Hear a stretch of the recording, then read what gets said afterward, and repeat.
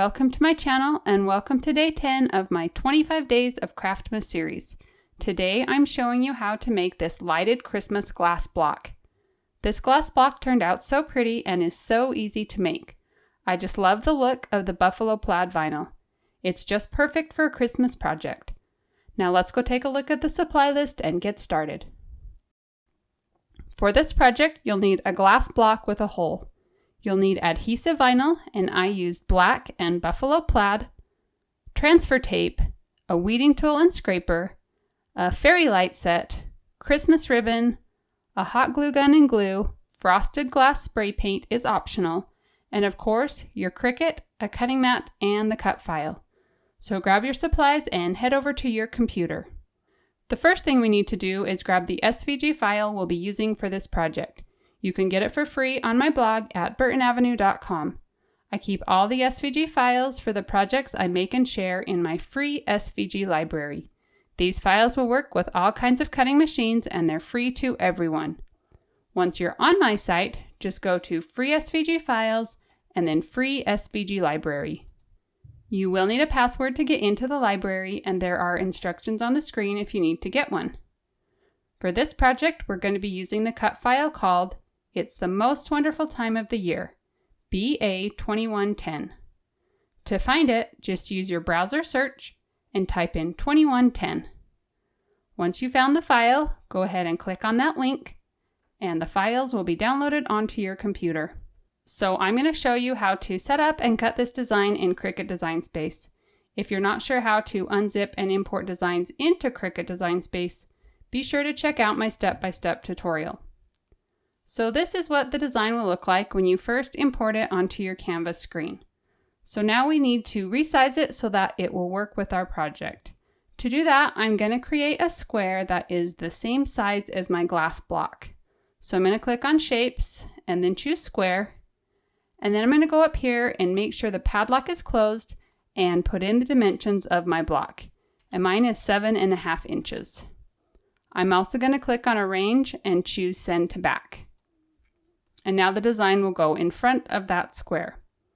So now you can select the design and then just drag on these arrows and resize the design until it looks good. So my design is about 6 inches wide and just over 3 3/4 of an inch tall.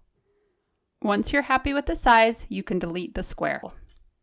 The next thing I'm going to do is add some registration marks that will help make layering this design a little bit easier. This does take a few extra steps, but it's worth it in the end because your layering will be perfect every time. So we're going to go back over to Shapes and choose Square again. And this time I'm going to change the size to 1/2 inch. And then I'm going to go up here and change the color to black. I'm going to drag this square down so it's on the left edge of the design, and then I'm going to duplicate it and drag the other one over to the right edge of the design. I'm going to select both the squares and choose a line and then choose a line top. And that'll just make them the same height. And then the last thing I'm going to do is right click and choose Attach. So now the black registration marks are done. So now we need to do the same thing in red. So I'm going to right click and choose Duplicate. And then I'm going to go up and change the color of those squares to red. And then I'm just going to drag the red squares on top of the black squares. And once they're pretty close to the same, I'm going to select both sets of squares and choose Align and then choose Center. And so now the red squares are perfectly positioned right on top of the black ones. So now we need to attach the red squares to the red part of the design and the black squares to the black part of the design. But right now, the entire design is grouped together and I can't select just the red portion. You see it selected everything. So to fix that, you're just going to right click and choose Ungroup. And now that will break apart the design and I can select just the red areas or just the black areas. And so now we can attach these squares to the design, but I'm actually going to go over here to the layers panel and do it over here. So I'm going to scroll up and select the black squares first, and then while holding down my Shift key, I'm going to select the black areas of the design, and then I'm going to choose Attach. And now that will lock the squares and the black part of the design together. So I can move that over here. And then we need to do the same thing with the red part of the design. So I'm going to go over here and I'm going to select the red squares. And while holding down the Shift key, I'm also going to select the red portion of the design. And then I'm going to click Attach. And now those are locked together too. And then when we go and cut the vinyl and go to apply it, we'll just match up those squares and our design will be layered perfectly. And that is all that we need to do on this canvas screen.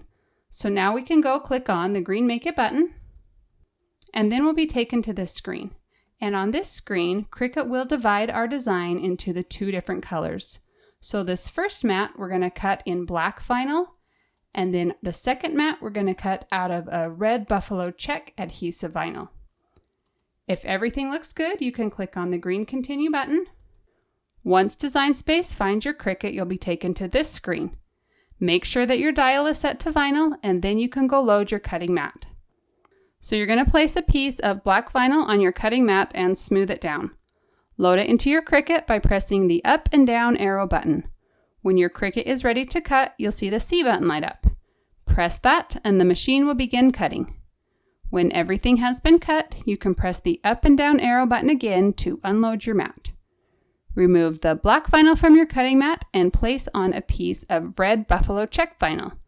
Load that into your Cricut and repeat the steps until everything has been cut. Once everything has been cut, you can weed away the excess vinyl from around the design. You can use a weeding tool to pull out the small pieces left inside of the letters.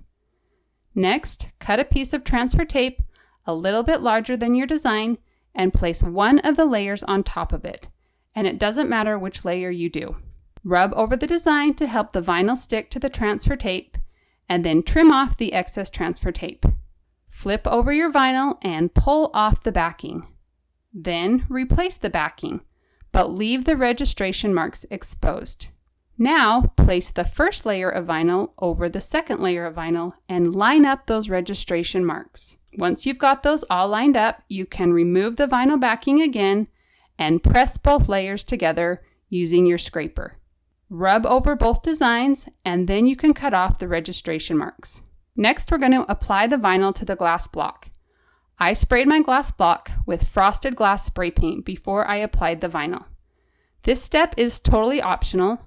I just like that it gives the glass a frosted look and makes it not quite so transparent. If you do spray your glass block, you'll need to be very careful because the frosted spray paint can scratch off easily. You're going to remove the vinyl backing from your design and position it on the center of your glass block. Rub over the entire design with your scraper and then carefully pull off the transfer tape. To finish the block, you'll want to place some battery-operated lights inside of the opening. If your opening is big enough, you can also place the battery pack inside. If it's not big enough, you can just place it behind the block. Replace the plastic cover and then glue a decorative bow onto the cover. And that's it, your glass block is finished. Didn't it turn out pretty? If you enjoyed this project and want to see more like it, be sure to subscribe to my channel and click on the notification bell so you'll get notified each time I post something new.